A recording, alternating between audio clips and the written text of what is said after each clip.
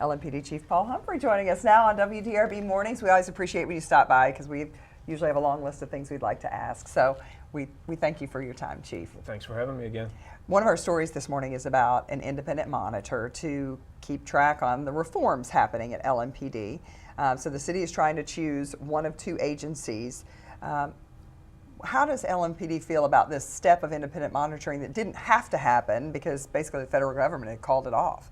Yeah, I'm good with it. I think when you look over the course of the past few years, we've dedicated ourselves to improvement, and I think having the opportunity to have someone in here with some history and some knowledge and expertise to be able to give us some advice along the way, as well as be able to verify to the public that we are doing exactly what we say we're doing. I think that's going to be a benefit for everyone. Can we talk to you about some recent cases? Because we had that terrible week where we had two moms gunned down right in front of their children. I'm talking about Rhodesia Williams, who was at a bus stop trying to take her daughter to school, and then Jeremiah Offit, who was a bystander in a parking lot.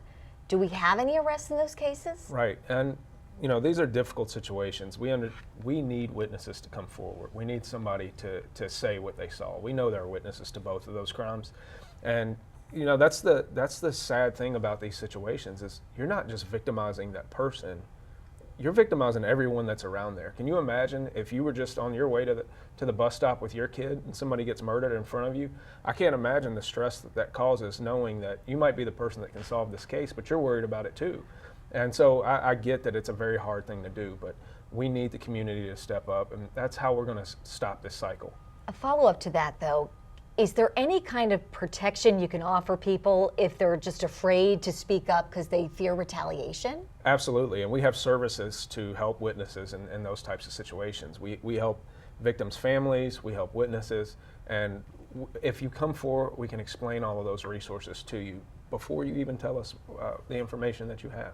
And people also still have the option of reporting information anonymously.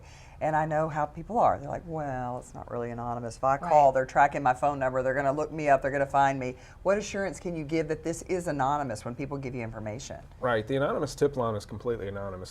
Those people that answer those phone calls, they don't even have a caller ID there. But what I'll say is the anonymous tips are great. We need somebody to come forward and be a witness. Mm-hmm. Sometimes that's the hard step. To testify. Is somebody who will put their name on it. And at this point, I think in at least the bus stop case, that is what we need, is somebody to come forward and put their name on this. And like I said, I know that's a difficult thing. I can't imagine being placed in that situation. But as a community, that's what we have to do sometimes. It was a couple of weeks ago when the Inspector General had a report out about staffing at LMPD and said that detectives in particular are really stretched thin and are having to just a huge caseload for the number of detectives.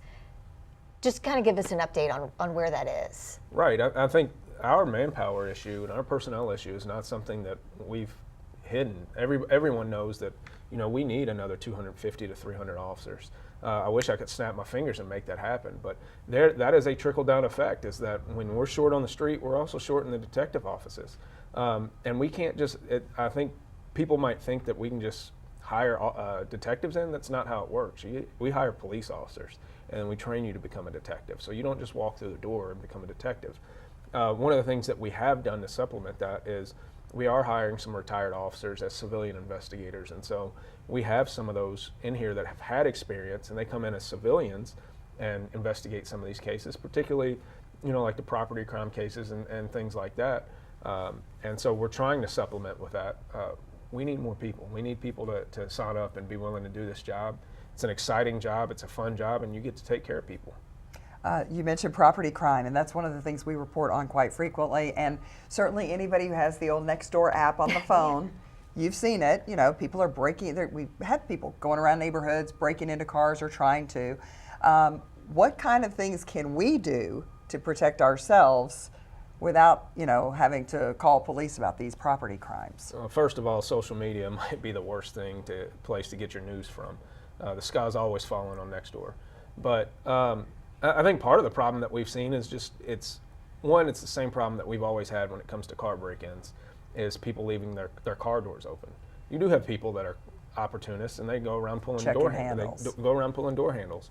But the change in technology and the way that cars work with key fobs, a lot of those that used to be just somebody stealing change out of your car turns into your car getting stolen because people leave their key fobs in, or something as simple as your garage door opener in your car. You leave your car door open, you leave your garage door opener, and somebody hits the button, and now they're stealing your lawnmower out of your garage. And so it's simple things that we can do to protect ourselves to not be victims of crimes of opportunity also that we need to think about. Just last one for me. We just have story day after day of teenagers, younger and younger, that are involved in shootings in our city. How do we combat that?